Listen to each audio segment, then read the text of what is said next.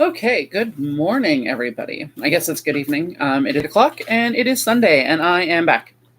Um, I didn't have the opportunity to post everything, and hey, by the way, I'm going to be doing this, so I'm hoping people see it and join me. Um, hmm, I spent 3 weeks down. I only wanted to spend two, and that's kind of upsetting for me, and I'm going to try to go back and forth, so it's going to look like I'm talking to multiple people. I've had a lot of good talks with a lot of people about how to improve my stream and what I should be doing and shouldn't be doing. So we are back to two laptops. Hi, Leah. I'm so glad you joined us right at the beginning, too. Um, we're back to two laptops on a table in front of me, just me. So hopefully this will be easier. Today's topics are sacred sites, how they're created, where they are, whether or not they're real, whether or not they should be sacred, kind of things. I have a huge list. Hi, Amber. Hi, Mom. I have a huge list of sites, and this was spawned by over Christmas. One of my kids was talking and mentioned Stonehenge, and one of my other kids didn't know what it was. And I was like, wait, what? Hi, Ivy. Nana loves you. And so I was floored that somebody who lives in my house with me all the time did not know what Stonehenge was. So clearly, I'm not giving as much information as I'd like. So we're going to start there with Stonehenge. Back that up. We're going to start with how to create the sacred space. So if you're intentionally creating a sacred space, you're going to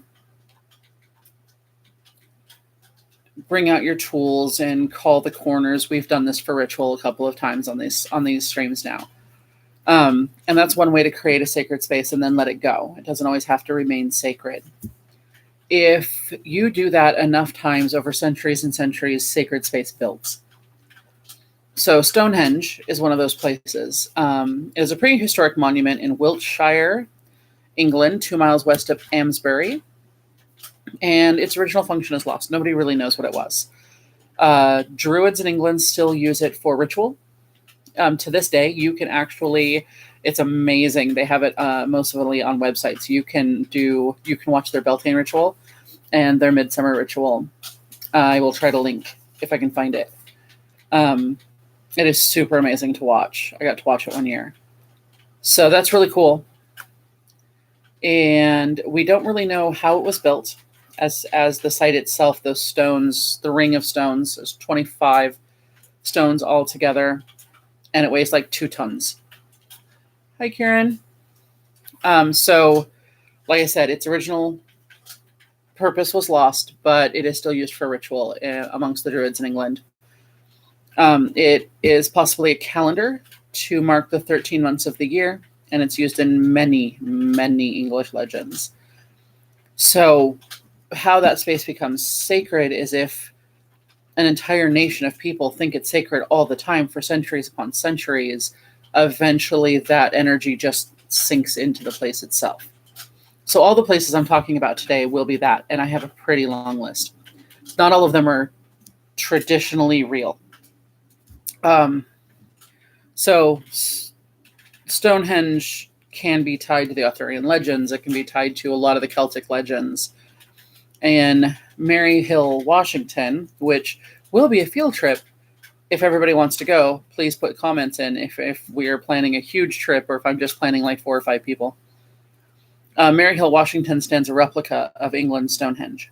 It includes monuments. It is an art museum nearby on the same grounds. So there's the big Stonehenge that overlooks the river. It's beautiful. I love it there. And then there's a giant field of grass with some trees and a picnic area. And then this huge art museum up on the hill. And the art museum is a monument to soldiers of the local county that have died in World War II, Korea, Vietnam, and Afghanistan. So that would be part of our trip. So, but they built a, hi Amy. They built a replica of Stonehenge along the same latitude as England's. So that's super important, because a lot of people believe that, like, yay, I will totally make sure that we plan it in a way that either give you a ride, Amy, or because that's going to be a trip that's going to go past dark. So we have to arrange that. But a lot of people believe that the latitude and longitude is where the magic lies in the planet. So that's a really big deal. Hi, Vonna. I'm sorry, I didn't check both. Apocalypse Mom says she wants to go, and she's on my YouTube. That's cool. A lot of people show up on YouTube. So we're doing. That's awesome. That's going to be a great trip.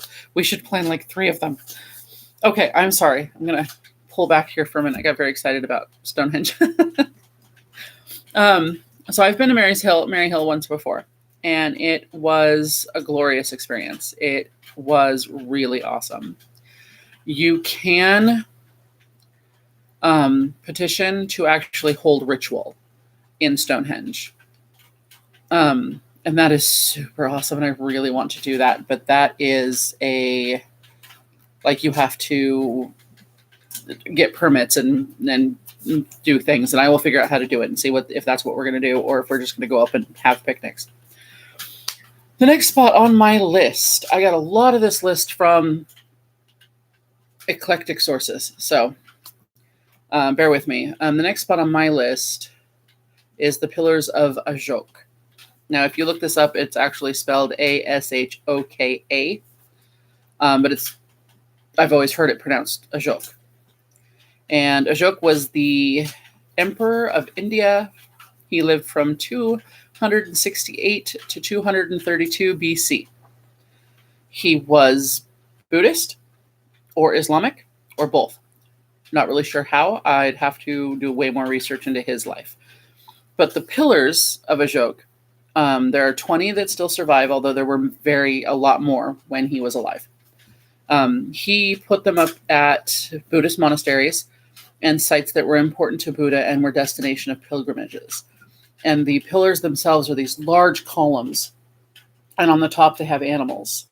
And the pillars themselves are inscribed with his edicts. So basically the laws of India that he laid down were plastered all over India. Super amazing.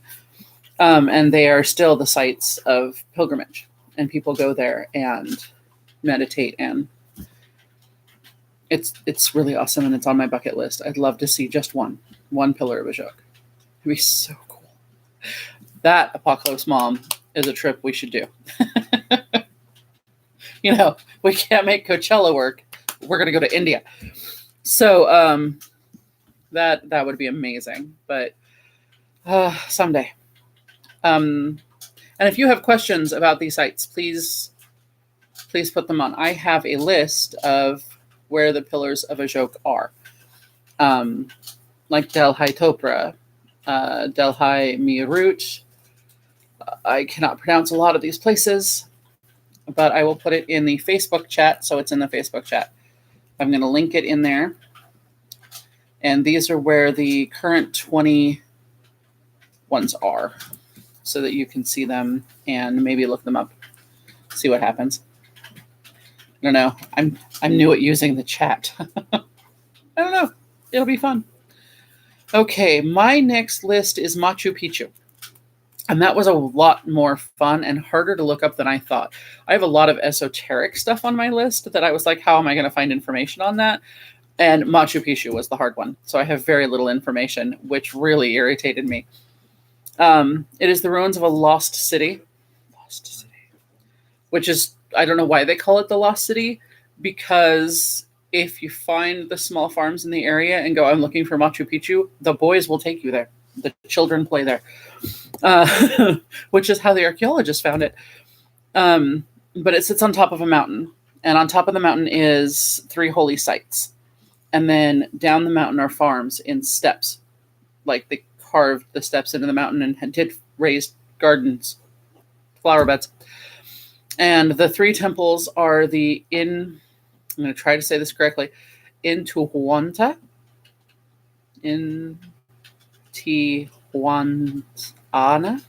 which is the ritual stone. It's the large Incan calendar and the astronomical clock. And then there's the window of the three rooms. No, the room of the three windows, which looks from its mountain to the 3 points, because the mountain is to the north of it, so it looks south, east, and west. And then there is the actual sun temple. And the sun temple sits a little higher than everything else, and it catches the sun first thing in the morning. It is the first thing the sun hits in the area. You do the fundraising for an India trip. I can make that happen. It might take years, but we'll do it. So that's what the sun temple is, and that's where they have actual evidence of Mayan and Incan human sacrifices, which is cool because, I mean, it's not cool that they sacrificed humans, but to have actual evidence, archaeological evidence of that kind of thing is actually pretty cool. Most of the remains of the victims of sacrifice were lost to the elements because there was no burial for those sacrifices. They were left out to the gods, so the gods wanted what they took, except the hearts. The hearts were burned. But so the altars have blood still stained on them, and then there are remains of bones in the temple itself, or dust that has been tested to be bone, which is cool. So the next one on my list is the Temple Mound. And the Temple Mound was it was a struggle to look up. It actually took me a little bit longer today. It is one of the most contested religious sites in the world. It is considered holy by 3 different religions, which is super frustrating because all 3 religions have the same start. It is Judaism, Islam, and Christianity. And at the time where the 3 religions were the same one, this was their holy site. And they all claim it after the religion split. So that's why it is contested. It holds currently a mosque, one of the 3 most ancient mosques, and the walls of a Herodic temple, which is a temple built by Herod. And then Herod the Great. And then it is the plaza where an old Jewish temple used to sit that was destroyed by Rome, first Rome, and then it was rebuilt, and then it was destroyed by, I think, Nebuchadnezzar, which I don't know what he ran. But the plaza itself has never had anything else built on it because the Jews go, this is our holy site. This is where the holiest of our holies sat. So no one can enter it to build another temple. And the Muslims go, cool, we won't build that, but don't enter our mosque. And the Christianity goes, that those walls are ours. And that's pretty much where the fighting starts, is who gets the central plaza, which seems weird. It's a plaza. It's a large, flat, paved space that no one's allowed to build on. It's sacred. So that is what it currently sits. There are pictures. There's a large, flat, empty spot on the top of the mountain. Nobody can touch that. But around it, you can go all the way around it. It's fine. So the next one on my list is Mecca. And Mecca's cool. I want to go to Mecca. That's my other. We'll have to include that in the India trip, just to stop through Mecca on the way to India. I mean, it's not really on the way, but we could make it work. Originally, it was named Bakka. It is the birthplace of Muhammad. There is a temple, or there is a cave 3 miles away from the city where the first revelations of the Quran were delivered to Muhammad. It is considered the center of the Muslim world, and you cannot enter the city unless you're Muslim, which I found really awesome. I did not know that. I thought anyone could pilgrimage to Mecca, but you have it's kind of like a Mormon temple. From the research I got, you have to have permission from the Islamic religion to enter the city. You can go there and see the outside of the city and see all the sites outside as long as you don't enter the walls. I was like, that's cool. But you cannot go to Mecca without actual permission. Okay, so this last one is kind of a toss-up for me. It is an actual place.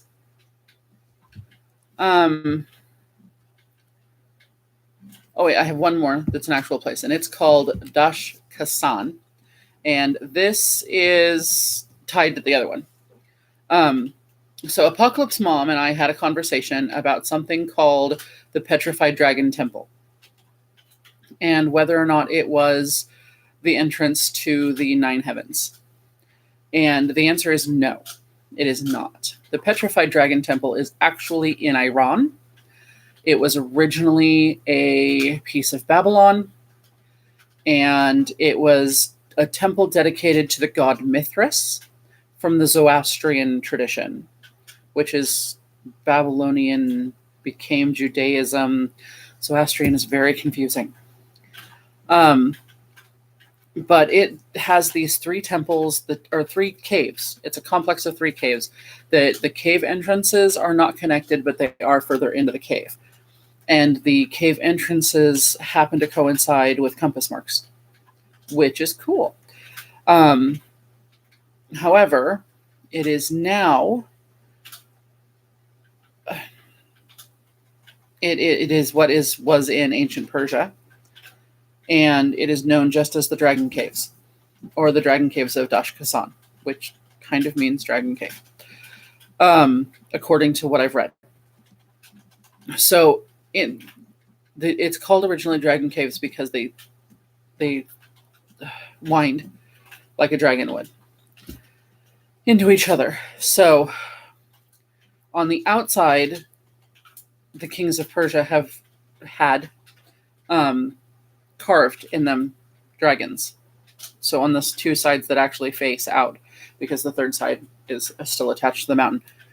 So there's two dragons, and since the dragons have been put in later, it was filled in with more traditional Islamic designs.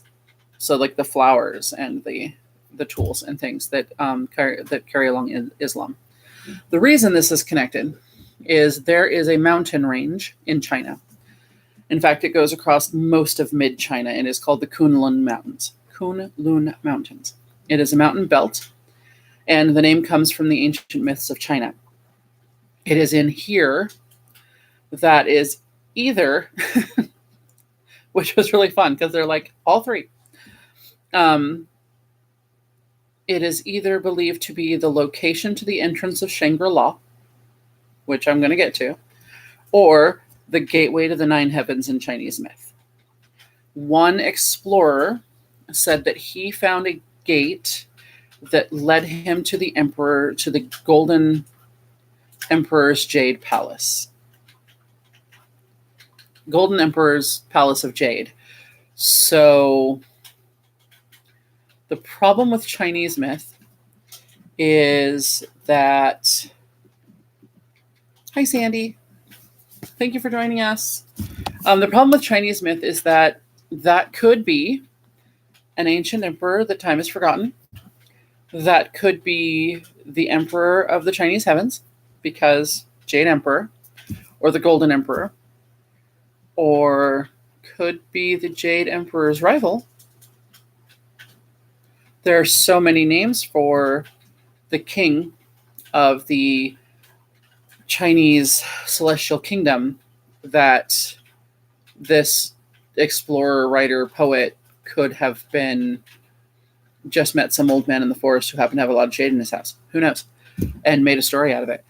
But he says that it led to this huge, vast kingdom that was no longer a part of this realm.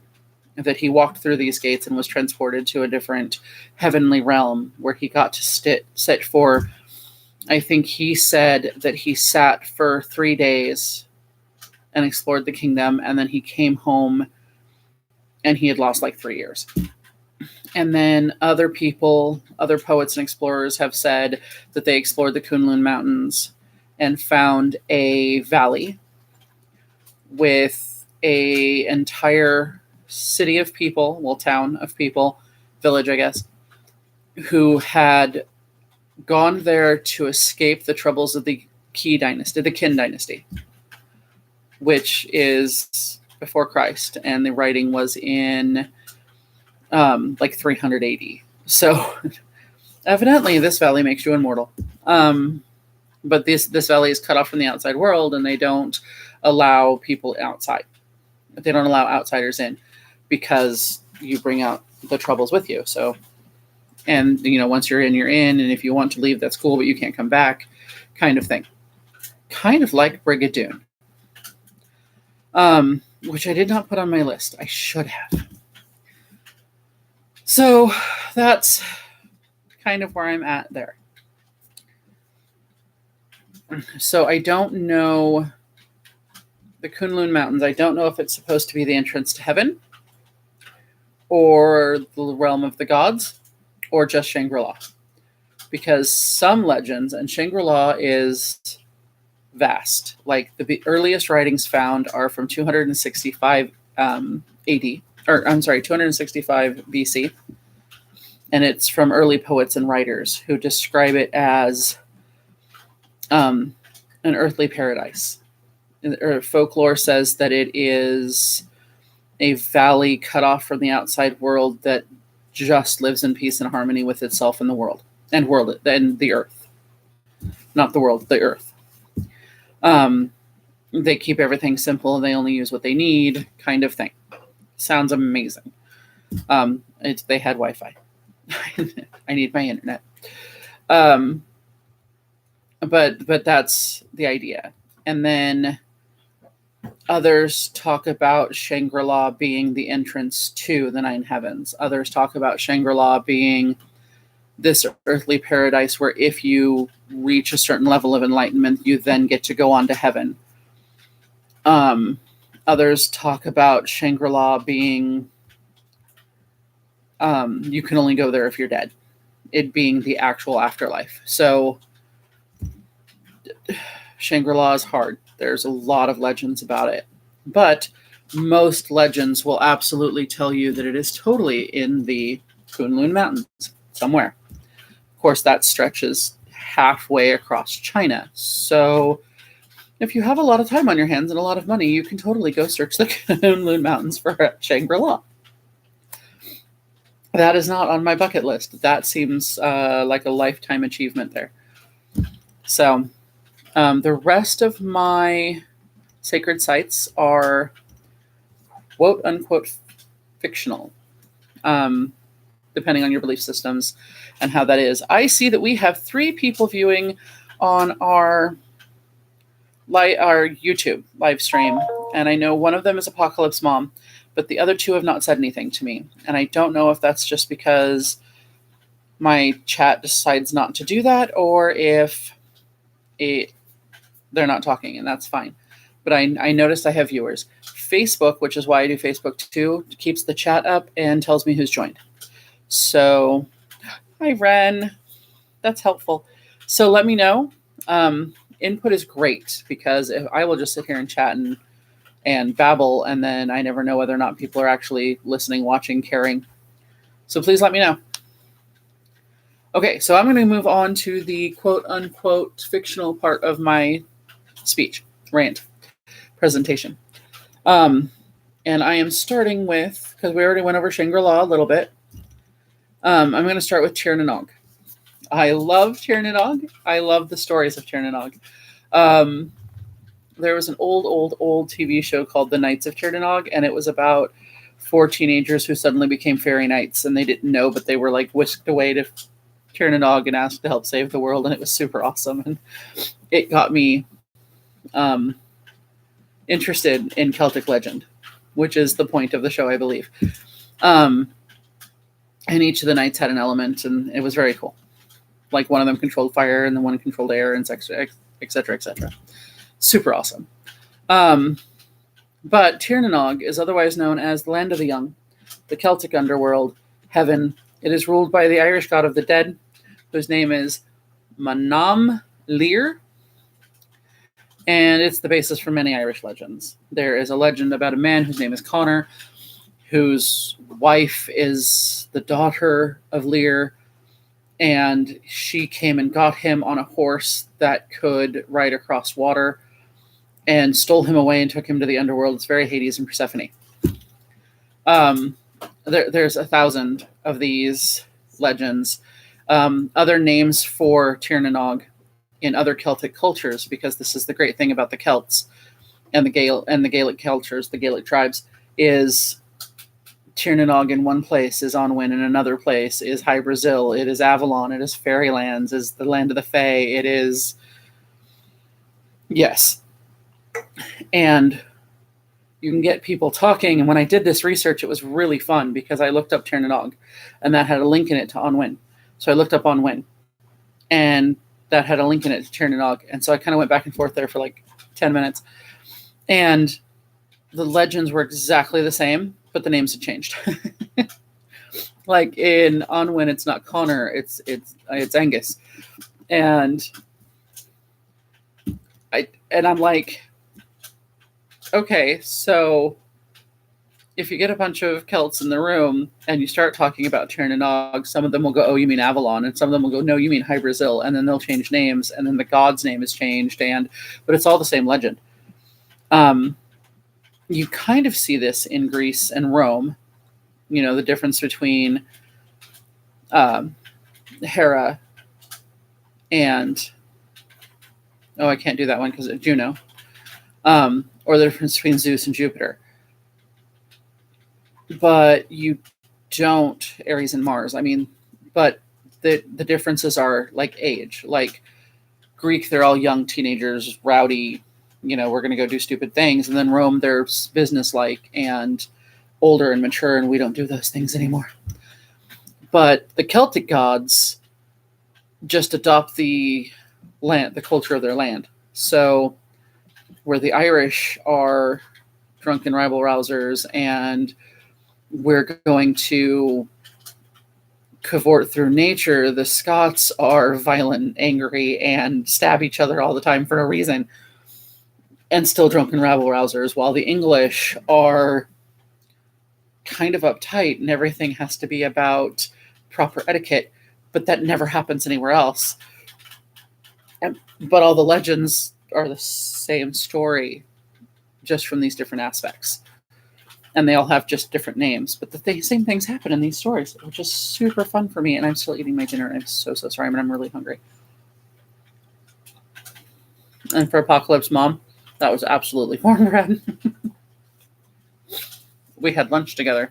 Mom made me cornbread. Okay, so that leads me to Avalon, which is heavily tied to the Arthurian legends, which holds a special place in my heart. But it's also one of the many Celtic lands of the dead. Tir na Nog is not necessarily a land of the dead. It is a land of the other. So, yes, ghosts find their way to Tir na Nog, but more likely, the ghosts are going to go to the land of the dead. Whereas Tir na Nog is filled with the Fae and magical creatures that don't come here anymore. And it lays alongside the earth. And Avalon lays alongside the earth. But most of the time, if you're in Avalon, you're dead. That's where Arthur went when he was dead, to wait for his time when he needs to come back. So, yeah. A lot of these places are thought to have some kind of tie to the physical world, but not be of the physical world. The other one I have is Atlantis. Atlantis is a fictional island. It was originally written about by Plato, so a very long time ago. And it was strictly a warning to Athens, which is fun. But it was his writings about Atlantis were all about this shining city of intelligence and culture and technology, and how they knew things that they weren't supposed to know, and they challenged the gods. And their hubris said they can do poison. Yes, it is, and I love it. But Atlantis could do all these things that only gods could do. And they were like, but we're Atlanteans. And they knew arts and sciences and things they weren't supposed to know. And they flaunted it. And as a response, the gods destroyed them. And the writings were all about, if you're not careful, the gods will take you down to. And legend has it, according to many, many legends, and I kind of looked this up a little bit today, but not a lot. I may have to do a full discussion on Atlantis. Legend has it that when the civilization fell, the survivors of that disaster, and some say it was destroyed by the gods, some say it was destroyed because their technology got too big. And that's where we're at. Like our technology will destroy us and we'll become Atlantis. Which would be horrible because 3 billion people. I guess we're at 7 or something, but you know what I mean.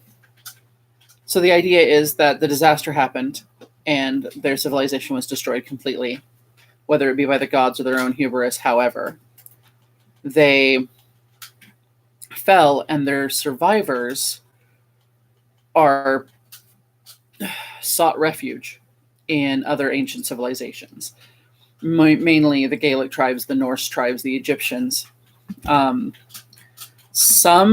Babylonian, but I don't see that a lot in Babylonian legend. Mostly anything surrounding the actual Atlantic, Atlantic rim. So, and then they brought this information to those cultures, which is an idea of how Stonehenge was built with the knowledge of the Atlanteans and kind of idea. And that's why they got flooded. Please do a full discussion on Atlantis. Okay. Population of China is 3 billion. Well, that's good. Thank you, Apocalypse Mall. So we're at like 8 billion. That's good. Okay. All right. So I will put it in the notes that you guys want at least one of you wants a full discussion on Atlantis. I will totally do that. I will just search and search and search. If you want discussions, if you want to hear things, please tell me.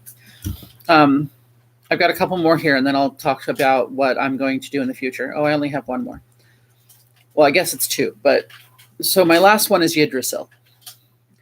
Yggdrasil is the world tree. It is the world tree from Norse mythology, and it has many different creatures hiding in its branches, along its trunk, in its roots.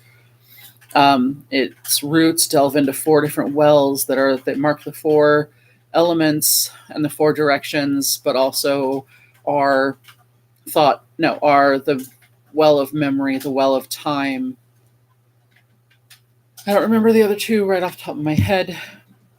And everything in its branches, in its trunks, in its roots all have different meanings. There's the underworld in its roots, all the way up to Asgard at its top. And the 9 realms exist somewhere in between. And the way to travel between the 9 realms is the Bifrost. And the Bifrost is the Rainbow Bridge. And it carries people back and forth. So is there a tie to the human realm? Yes, as the human realm is one of those 9. But no, there's no physical place. So Atlantis may have a physical place. Some people say that it is the Bermuda Triangle. Some people say, what about more on the sacred old trees of the world? Yes, I can do that. Do you want hold on, we'll get there. So Atlantis has a couple of places it could be. This is something people are looking for. Shangri-La is supposed to be somewhere in the Kunlun Mountains. Avalon is supposed to be somewhere near Glastonbury, or off the coast of England, or right on the coast of England. And Tir na Nog has no connection. The connection moves. It jumps. 2 I didn't get on here were Hades, because Hades also jumps. The entrance to the realm of Hades is anywhere near water and caves. So if you have a cave near water, you can probably get to Hades there, if you know the way. You have to know the way. And Mount Olympus, because there is an actual Mount Olympus, but that's not the right one. You have to know how to find the right one in order to invade Olympus. Don't invade Olympus. Don't try to invade Olympus. The gods don't like it. So, next week, we are doing... I had it. I knew what I was going to do. And then I lost it. because I needed some time to do some research. Let me just look.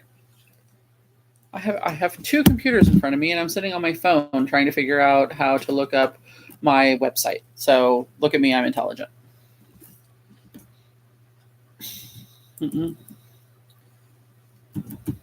So if you guys want to know, I actually have a website that I'm going to put in Facebook comments. I will try to put it in the other comments too. Let me put that in here. This is my website. No. Stop it. Thank you. Okay.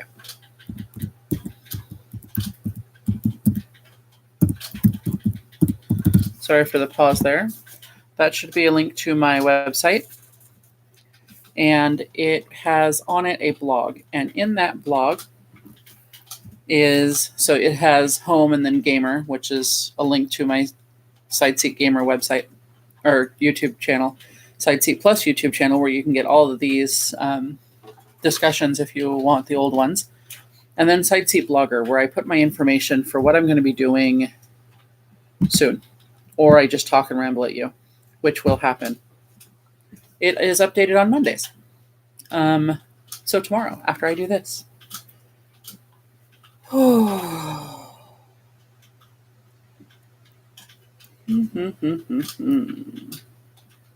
Well, that would be nice if I had actually posted what I had planned. That's good. More stretching. Oh, that's right. Next week I'm doing a discussion on, I believe next week, this blog, Stream 19. Okay, this was supposed to be next week. This week was supposed to be resolutions and how we follow them, but I'm actually going to do that next week. Because I wanted people to have time to actually have been able to follow their resolutions. That's why I changed. So next week we will be doing a kind of a quick checkup between me and the people who were in our first video about the things that were written on our goals for the year. And because that's a resolution. And kind of, did we make New Year's resolutions? Do we just have those? How do we keep them? Why are we keeping them? Why do we do them? And kind of where they started. I'll do a brief history on that. In the upcoming weeks, we are going to be doing a special one for Valentine's Day that will be done on the 16th. It will be after Valentine's Day, but it'll be done on the 16th. Between now and then, we will be doing, next week will be resolutions. The 26th, we are going to try. Oh, you know what? I think I'm actually taking the 26th off, just so everyone's aware. And then in February, we're going to do Valentine's Day and a discussion on all of that, which may lead, I'll probably do it before. On the 9th, I think, we're going to branch into things like polyamory and where it comes from and the different forms of poly relationships and that kind of thing. We're also going to branch into more esoteric things in my life, like diets, Atlantis, trees of the world. So what I really need from you guys, my viewers who watch me every week and watch this while I'm not here streaming and watch it, share it with your friends, that kind of thing, is what do you want to hear? Like Leah told me that she wants a full discussion on Atlantis. No problem making that. I will research and put together the work and put together a full talk on Atlantis. Apocalypse Mom wants to hear more about the sacred old trees of the world. Do you mean the sacred trees of the Wiccan, or do you mean like the Yggdrasil? There's a big giant tree in India that's sacred. The Sitka spruce here in Oregon, those kind of trees. Or do you want to know why the ash is sacred? Do you want to know why these other things are sacred? So please, please, please give me information. Tell me what you want to hear. Tell me how I make my blog better. That is super important for me. I will be here and I will babble at you for an hour every Sunday until I have nothing else to babble about, or you guys stop watching and stop talking. So that's how that's going to work. I was in the middle of dinner, which is cold next to me now, and hanging out with the kids and Tim, and suddenly went, oh my gosh, it's 7:00 on a Sunday. I gotta go. And I made everybody shut everything down and leave the living room so that I could research and stream. I mean, I had most of the research done. I just needed to finalize some of it. So that's where we are at. Tomorrow I will do a blog. For those of you who are watching my blog and super involved in my life, I did not get the first job. And that is really stressful. The 9 to 5 or 8 to 5, Monday through Friday office job that wanted to pay me $17 an hour. I didn't get that job. I have not heard back from the other job that will give me less hours but pay me better and may not be the best for my psyche. But I do have an interview on Monday to go back to the call center. And that is kind of stressful for me because going back to the call center kind of feels like a step backwards, and they're going to pay me not what I'm worth. And that kind of freaks me out a little bit. I have a lot of bad self-talk, which might be a full discussion. I might do a full discussion on how to combat bad self-talk because I do it a lot. I spend a lot of time talking myself up in my own head. But I spent a lot of time this week going, why are my skills only worth $13 an hour when I know I'm worth $20? And that's super hard to take. So these blogs will stop holding so much because I need to make sure that I'm doing self-care, and which is why I'm taking the 26th off. That is a self-care day. I may take one Sunday a month. I don't know. Usually at the end of the month. But that's where we're at. So look to the website that I put in the chats, and I will have plans there tomorrow. That blog will have, again, on the top, you can see Home, Gamer Plus, Blogger, and Contact. That contact goes directly to my email. So if you want to leave information there or in these chats or private message me, snail mail me, I will learn carrier pigeon if I have to. But contact me. That's how we keep this going. That's how we keep getting together on Sundays. And that is all I have. Does anybody have any questions before I log off? I'm going to give you guys a minute to type something up, if you're typing something up. Leah, how's Ivy doing? I'd like to know. I know you said you were cleaning and listening and cooking. I don't know what you're cooking, but pictures or it doesn't count. I mean, I have cornbread that's falling apart on me and trying to throw itself around my room. And then Tim made chicken Alfredo with basil, or with pesto. I'm so happy. I mean, it's cold now, but it's still delicious. So, Leah, what are you cooking? Let me know. My only problem with Facebook chat is that it doesn't go off on its own. Chris, hi. You do always come in late, but please watch it when it's done. Yeah, you could come over early and be here at 6 or 7 o'clock, and then we could just chat and hang out until we stream. You could be here every Sunday and stream with me.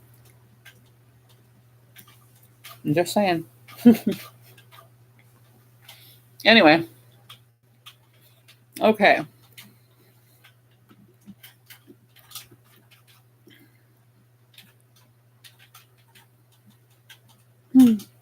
Yay, dancing.